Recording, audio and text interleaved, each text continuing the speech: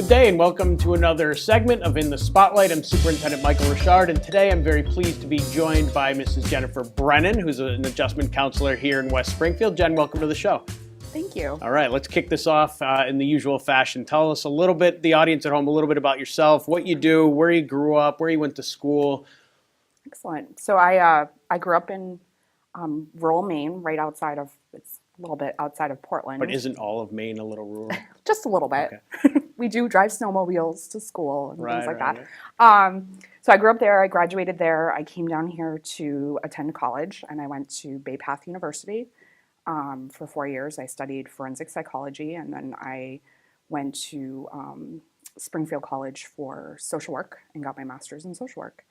And then I've been practicing doing a lot of different things, clinical work with families and mostly with children all the way up for the past 14 years or so. Started out in the district court and kind of moved my way up. And then I have been doing working in schools for about 8 years now. Good. Well, we're very lucky to have you here in West Springfield. As an adjustment counselor, what are the primary responsibilities that they serve to our students here in West Springfield? Adjustment counseling is one of a really important role. It doesn't really get talked about enough. Our main job is to help support students adjust to school and to help them feel emotionally welcome and supportive and to succeed in school.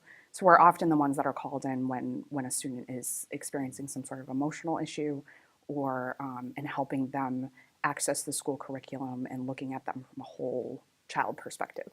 And so what does that mean in terms of supporting? So you're dealing with students in crisis, you're dealing with students who are experiencing trauma, and you're also maintaining students once they get to a level. So yes. How do you go about doing that? So oftentimes I'll see students that with higher needs individually, regularly for skill building or support. It's not a long-term counseling, so we're not doing therapeutic work, but we're there to kind of build the skill and to support them. I work with families an awful lot, especially at the younger levels, to support students with their skills at home and at school. I run small groups for students to work on social emotional skills. I work with teachers a lot in regards to how they can support students in the classroom, because ultimately that's where we want them, is in the classroom and learning. So it's really, and also working on school-wide culture and supporting safe and supportive learning environments. So social emotional learning is I think it's more than a buzzword for sure, but it is certainly a trend in education now. The last few years we've spent a lot of time, money, effort on that. Tell the audience at home what social emotional learning is and how we support it. Social emotional learning is actually been around for a long time. I think adjustment counselors have been doing it for a very long time, but it's now become a major component in how we would like to do school, because I think for a long time we're focusing on academics and testing, and now we're learning that we need to focus more on creating human development of citizens, to have our students go out into the world and become whole citizens. So it's got many components.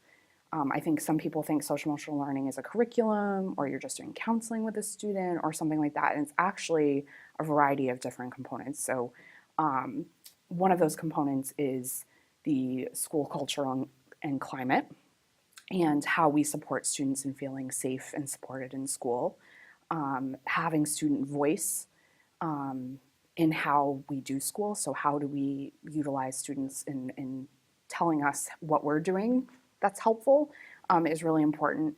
The other piece that is important is teaching students specific skills around making them better citizens. So like responsible decision making, which is part of SEL. There's core competencies that are out there and published. DESE has published them in Massachusetts to show what exactly we should be working on with students. Responsible decision making is one of them, self-awareness, empathy for other students, things like that. So we spend a lot of time and effort focusing on SEL here in school. Mm-hmm. Is there any advice you can give to families about how to support that work at home? It's funny. I get working with younger children on a regular basis. I do get this question a lot, and it's actually not that difficult. Parents have a really hard job, and I think we're overwhelmed, we're overworked. It's a lot to raise children now. I think the biggest thing that parents can do is show their love for their child on a regular basis, listen to their child, and really value their emotions and their needs. And then setting limits and boundaries and structure. I think that's so important. I think kids do best when they know what to expect. And I think it's hard to do that on a day-to-day basis with the fast-paced lives that we live. But I think that if we look at those basics, parents are going to feel a lot better about how they parent, and kids are going to feel a lot better about what to expect. We don't expect the world from parents. We just want them to be there. For sure, for sure. So student needs are always changing, evolving. Mm-hmm. How have you seen the needs of students evolve over the last decade or so since you've been in education? I'm definitely seeing more students that are struggling with mental health concerns or emotional concerns than I ever have, especially at a younger and younger ages. So kids that are really struggling with anxiety or school avoidance, they don't want to come to school because they report it's too stressful, or they're having trouble with peers. I hear that a lot, that students are having trouble making friends or knowing how to solve conflicts or problems. I feel like that has increased considerably over the past 10 How much years. of that latter part do you attribute to the digital age? The fact that kids don't necessarily talk anymore. The art of the conversation is lost. Instead, screen time, screen time, screen time. I think people are now studying it and beginning to understand that this is a major, I don't want to call it an epidemic, but it is causing a lack of social skills and a lack of problem-solving skills for our future kids.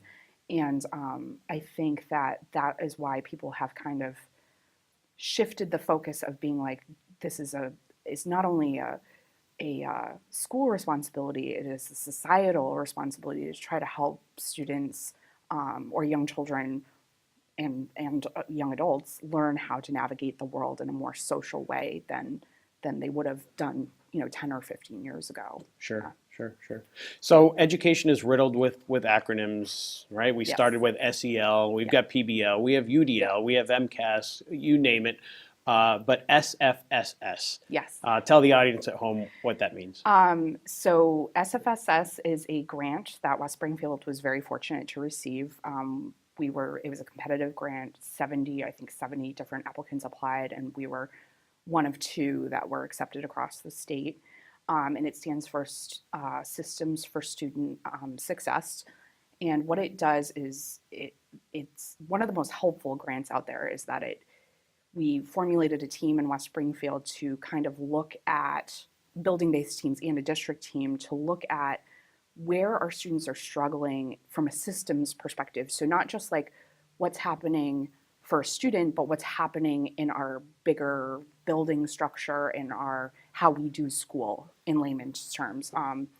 And I feel like it's been very helpful in looking at the data and interviewing students and kind of digging in deep to figure out where our issues are. And we're going to continue with that work. We've been very fortunate to get more funding to continue that work this year.